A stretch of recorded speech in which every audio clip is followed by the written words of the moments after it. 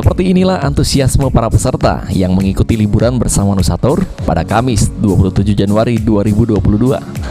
Berangkat dari halaman kantor Sumatera Express, para peserta liburan sudah bersiap sejak pagi hari. Tour leader Nusatur Yeni mengatakan, perjalanan tur kali ini diikuti oleh peserta yang berasal dari berbagai kalangan dan profesi. Pelaksanaan tur sendiri direncanakan akan berlangsung selama 4 hari 3 malam menuju sejumlah objek wisata di Lubuk Linggau, Curup, dan Bengkulu. Karena masih dalam suasana pandemi, sejumlah protokol kesehatan pun diperketat bagi para peserta perjalanan liburan. Tur kali ini kita melakukan perjalanan ke Linggau, Curup, Bengkulu selama 4 hari 3 malam. Kami tetap mengikuti prokes kesehatan. Mudah-mudahan pergi dan pulang kami dalam keadaan sehat walafiat. Amin. Terima kasih. Ini yang peserta ikutnya dari mana? Peserta ya umum, kalangannya umum dari mana-mana aja.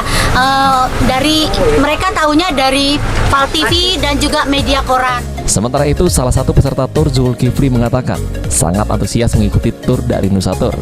Karena selain alasan untuk hiburan dan penyegaran, layanan yang diberikan oleh Nusatur sangatlah baik. Karena penyegaran ya, penyegaran itu yang pertama itu ngilangin stres, kumpul sama kawan-kawan, ya, termasuk hiburan lah.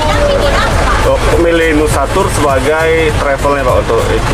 Ya kalau Nusatur itu menurut penilaian saya udah 2 kali ngikut Nusatur, itu mungkin Nusatur lebih baik ya, the best lah.